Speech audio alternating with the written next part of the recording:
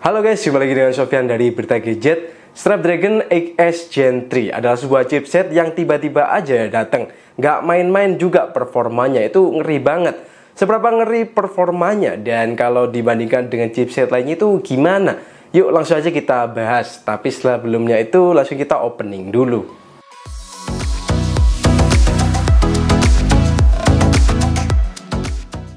Oke, nggak ada hujan, nggak ada petir ya. Tiba-tiba ada Qualcomm yang rilis Snapdragon 8S Gen 3, sebuah chipset kelas atas dengan kepala 8 ya, atau seri flagship. Biasanya kalau Qualcomm rilis Snapdragon seri 8 itu selalu kayak heboh ya beberapa hari sebelumnya. Tapi ini tiba-tiba aja dan kayak terlalu dadakan ya, kayak tahu bulat gitu.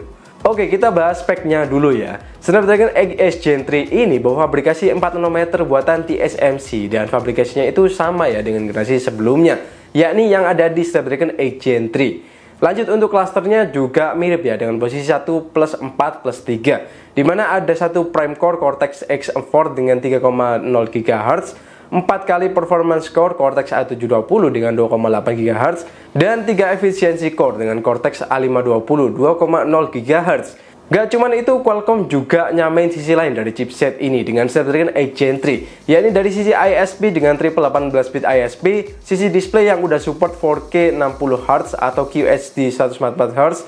Selain itu support juga variable refresh rate 1-240Hz ya. Soal dukungan kamera juga mirip, yakni support hingga 200 megapiksel single, 108 megapiksel single dengan zero shutter lag, dual 64 megapiksel dengan 36 megapiksel dengan zero shutter lag, dan triple 36 megapiksel dengan zero shutter lag. Dari sisi konektivitas juga bawa hal yang sama ya, kayak 8 Gen 3, yakni Fast Connect 7800 yang udah support Wi-Fi 7 dan Bluetooth 5.4. Nah, lantas bedanya apa bang?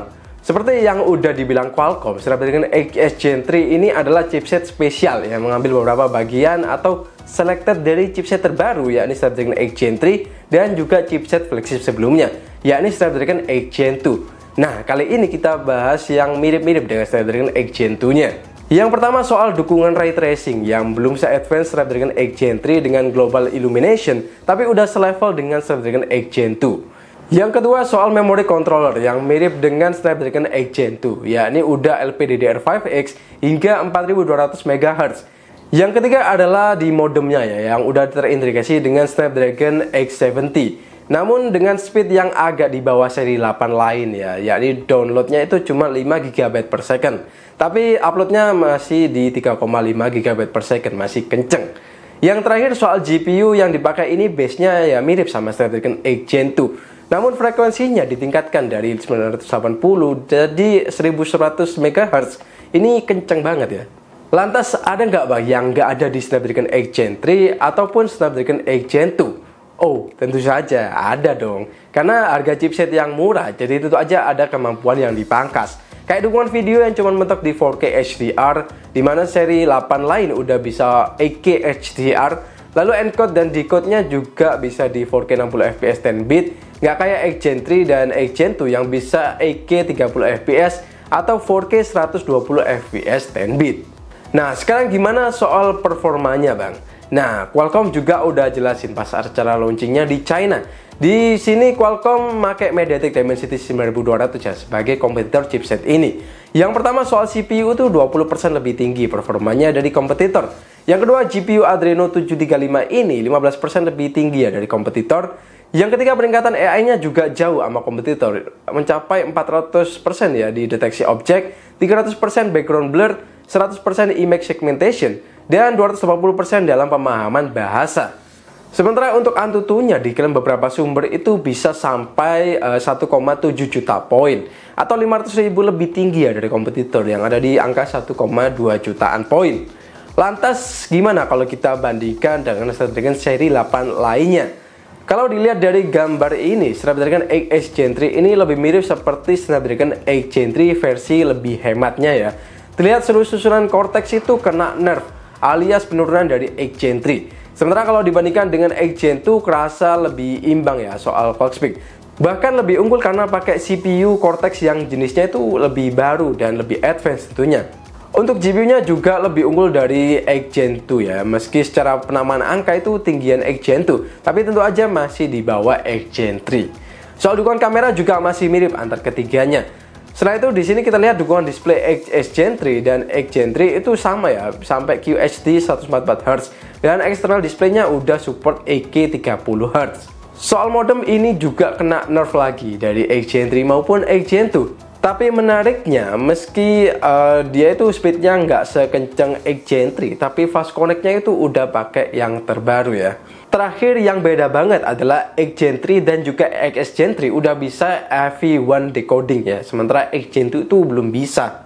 Nah, sekarang mari kita bandingin dengan seri yang agak rendahnya, yakni seri 7 lainnya, termasuk yang baru banget dirilis nih. Ada Snapdragon 7 Plus Gen 3. Di sini XS Gen 3 terlihat superior banget ya, maklum emang agak beda kelas. Tapi menariknya, 7 Plus Gen 3 ini juga agak mengimbangi loh. Terlihat susunan Cortex-nya itu mirip banget ya.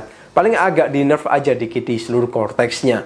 GPU-nya tentu aja XS Gen 3 lebih unggul ya. ISP-nya masih mirip-mirip ya, kecuali di 7 Gen 3. Soal dukungan kamera juga sama persis ya, antara XS Gen 3 dan juga 7 Plus Gen 2. Nah, untuk layarnya, sayangnya 7 itu mentok di 120Hz. Belum bisa mengimbangi XS Gen 3 yang 144Hz. Nah, yang menarik, baik XS Gen 3 maupun 7 Plus Gen 3 udah dukung LPDDR5X dan juga UFS 4.0. Alias soal memori ini udah nggak bisa dibilang remeh ya, karena udah bisa dipakai memori flagship terbaru. Dan yang nggak ada di chipset seri 7 lain adalah hardware ray tracing dan juga AV1 decoding.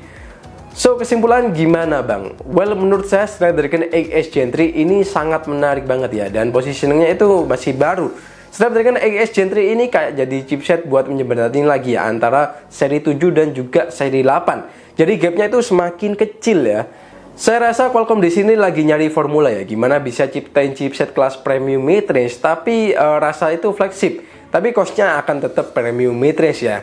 Akhirnya terciptalah Snapdragon XS Gen 3 yang dibuat sebagai chip yang aman buat saingan dengan kompetitor, yang juga itu gencar ya rilis flagship ataupun mid-range yang super ngebut. Yang terbaru adalah Xiaomi CV4 Pro, bisa dapetin skor 1.600.000-an di pengujian Antutu.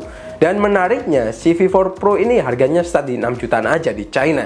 Kemungkinan bakal ada smartphone yang lebih murah lagi dengan chipset ini. Apalagi kalau kita lihat brand-brand yang bakal gunakan chipset ini ya, yang notabene adalah price to performance banget. Ada Redmi, ada Honor, ada iQOO, dan juga ada Realme. Akan menarik banget kiprah chipset flagship yang terjangkau ini ya. Oke, segitu aja pembahasan kupas tuntas kali ini. Kira-kira kalian suka nggak nih tipe konten yang kayak gini? Coba kalian tulis aja di kolom komentar apakah bermanfaat atau enggak. Kalau kalian ngerasa bermanfaat, tinggalkan subscribe ataupun like di sini ya. So, segitu aja video kali ini. Sofyan disini pamit, dan kita bakal jumpa lagi di video selanjutnya.